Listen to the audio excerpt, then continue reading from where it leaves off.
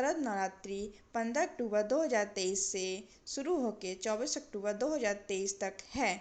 तो नवरात्रि में जैसा कि आप जानते हैं घट स्थापना का बहुत ही महत्वपूर्ण स्थान है।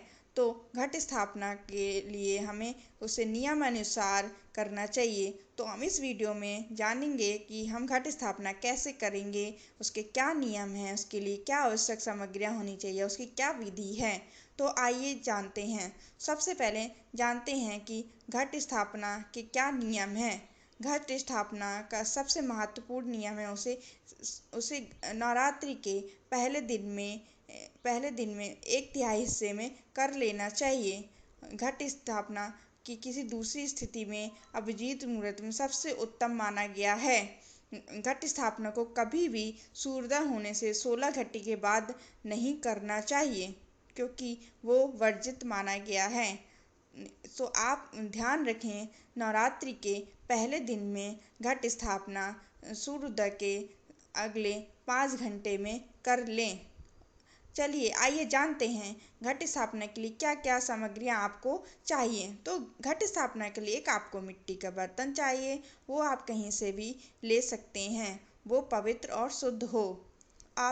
और घट स्थापना के लिए हमें मिट्टी भी चाहिए, पवित्र मिट्टी चाहिए। आप पवित्र मिट्टी कहीं से भी ले सकते हैं। आप अपने घर में तुलसी के पौधे से ले सकते हैं, कहीं आसपास से ले सकते हैं। आपको 7 प्रकार के अनाज होने चाहिए, जैसे कि गेहूँ, ज्वार, चावल, इस प्रकार के 7 प्रकार के अनाज ले सकते हैं। घट स्थापना के लिए आपको एक कलश भी चाहिए। कलश कैसा भी हो सकता है, तांबे का, स्टील का, बस वो शुद्ध हो और आप उसे गंगा जल से शुद्ध कर सकते हैं अगर आपके पास उपलब्ध हो। अगर नहीं है तो उसे आप साफ पानी से शुद्ध कर लें।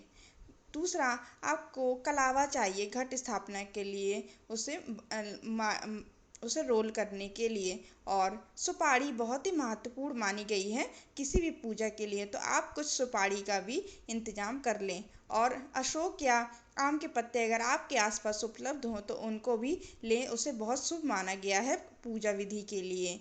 और अक्षत ले सकते हैं आप, और एक नारियल, जिसमें नारियल जटे वाला या छिलके वाला नारियल ले सकते हैं।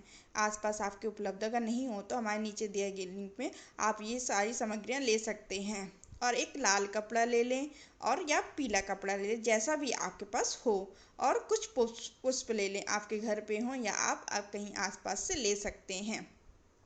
तो ये थी हमारी सामग्रियाँ जो हमें घट स्थापना के लिए चाहिए। और कुछ मीठा या घर में बना हुआ मीठा, जैसे कि आप दूध या कुछ भी में ले सकते हैं, गुड़, दूध, लड्डू ले सकते हैं, और सिंदूर इत्यादि ले सकते हैं।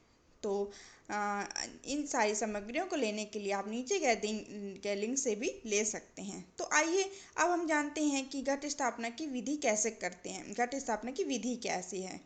तो सबसे पहले घट स्थापना करने के लिए जिस भी स्थान पे आप घट स्थापना करना चाहते हैं उसे सबसे पहले शुद्ध कर लें गंगा जल से। फिर वहाँ पे आप गाय के गोबर से, अगर गाय का गोबर ना हो तो हल्दी से वहाँ पे लेप लें।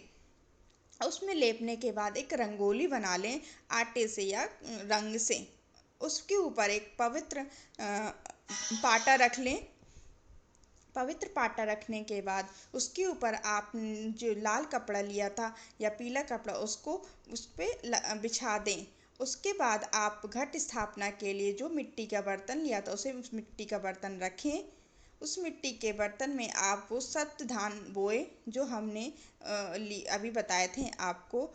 और उसके बाद उसके ऊपर कलश से भरे जल को रखें और उसके कलश के गर्दन में कलावा बांधें।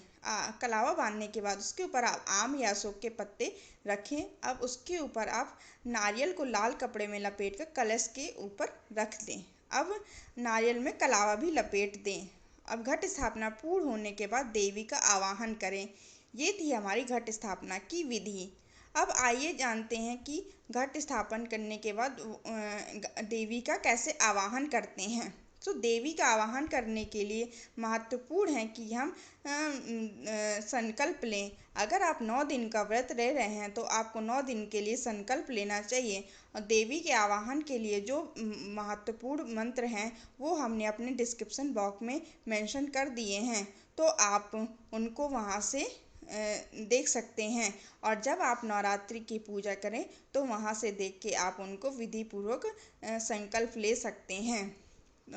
ये थी हमारी घट स्थापना की विधि, सामग्रियाँ एंड उसकी विधि। तो हमारी नेक्स्ट वीडियो में हम जानते हैं कि हम 9 दिन में 9 देवियों की कैसी पूजा करते हैं और उसकी क्या विधि हैं। अगर आपको ये वीडियो अच्छी लगी हो तो प्लीज़ लाइक शेयर सब्सक्राइब करें और हमारी नेक्स्ट वीडियो में देखने के लिए